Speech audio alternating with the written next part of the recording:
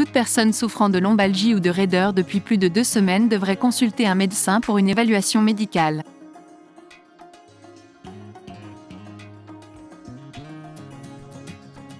En général, le diagnostic de l'arthrite rachidienne implique un processus en 3 étapes, en commençant par un historique médical complet.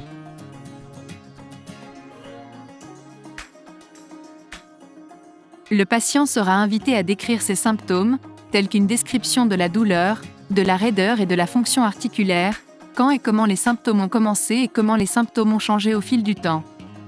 Le patient doit également discuter de la manière dont les symptômes affectent sa vie quotidienne et ses activités professionnelles.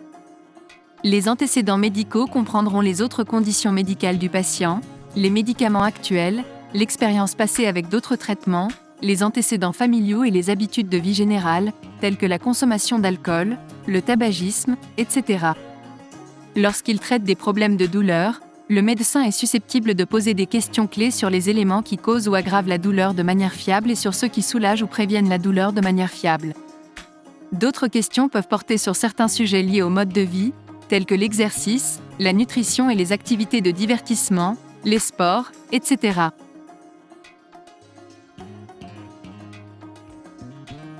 Le médecin procédera à un examen physique pour évaluer l'état de santé général du patient, son état musculo-squelettique, sa fonction nerveuse, ses réflexes et une évaluation directe des articulations problématiques du dos.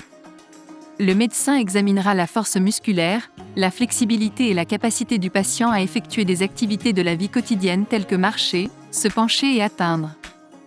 Le patient peut également être invité à effectuer certains exercices pour tester l'amplitude des mouvements et déterminer si la douleur s'aggrave lors d'un type de mouvement particulier.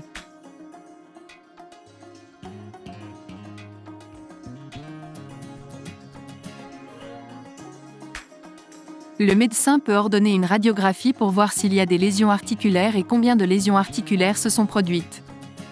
La radiographie peut montrer une perte de cartilage, des fractures par compression et la présence et l'emplacement d'éperons osseux. La radiographie est également utile pour aider à exclure d'autres causes de douleur et à mieux éclairer les considérations possibles pour l'orientation vers un spécialiste. Cependant, il est important de garder à l'esprit que ce qui apparaît dans une radiographie peut ne pas être corrélé à la présence ou à l'absence d'arthrose et de douleurs associées. Par exemple, la plupart des personnes de plus de 60 ans présentent des modifications dégénératives de la colonne vertébrale compatibles avec l'arthrose, mais pour peut-être 85% d'entre elles, il n'y a ni douleur ni raideur. À l'inverse, une radiographie réalisée au cours des premiers stades de l'arthrose peut ne pas encore montrer de lésions articulaires visibles, mais le patient peut présenter des symptômes. Pour toutes ces raisons, les antécédents cliniques et l'examen physique sont essentiels pour arriver à un diagnostic clinique précis et à un plan de traitement.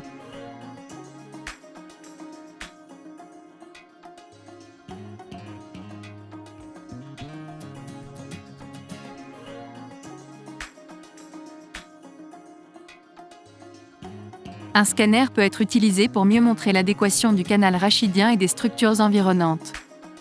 Une tomodensitométrie peut également inclure une myélographie, qui implique un colorant de contraste de radiographie qui est injecté dans la colonne vertébrale pour montrer des problèmes tels qu'un disque bombé ou un éperon osseux appuyant éventuellement sur la moelle épinière ou les nerfs.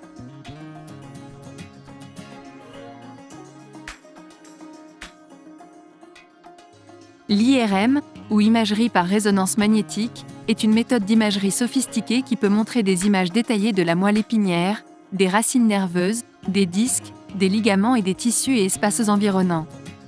La plupart des examens IRM exigent que le patient reste à plat dans un tube pendant environ 40 minutes. Des scanners IRM à cadre ouvert et même debout existent et peuvent être appropriés pour les patients souffrant de claustrophobie, craignant les espaces restreints. Les IRM peuvent être ajustés pour montrer les détails des tissus, tels que la teneur en eau dans les tissus, ce qui peut être important pour déterminer la dégénérescence discale, les infections ou les tumeurs.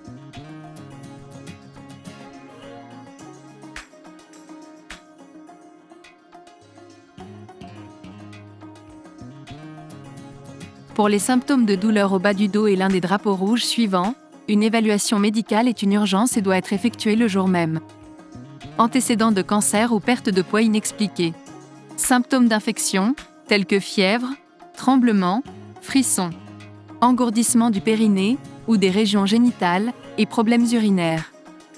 chute ou traumatisme récent pouvant avoir causé une fracture de la colonne vertébrale, engourdissement ou faiblesse sévère dans une ou les deux jambes. L'évaluation consiste généralement en une discussion des symptômes et des antécédents médicaux détaillés, un examen physique et une radiographie du bas du dos. D'autres tests, comme des tests sanguins, des IRM ou des tomodensitogrammes, peuvent être effectués s'il y a des signaux d'alarme, ou pour confirmer ou exclure la présence d'autres conditions rares pouvant provoquer des symptômes similaires. Il peut s'agir d'une tumeur de la colonne vertébrale, d'une infection, d'une fracture ou d'autres types d'arthrite. L'IRM et la tomodensitométrie ne sont pas systématiquement nécessaires dans l'évaluation initiale de la lombalgie. Des études ont montré que les patients qui obtiennent une imagerie par IRM dans les premiers stades ont en fait tendance à s'aggraver en raison d'un traitement excessif. Étant donné qu'une grande partie de la population générale présente des irrégularités dans la colonne vertébrale, les IRM précoces peuvent amener les médecins à associer à tort un résultat irrégulier à la source de la douleur du patient. Le but de toutes les études de diagnostic est de découvrir des modèles ou des confirmations entre les différents tests qui indiquent un diagnostic clair parmi les différents possibles.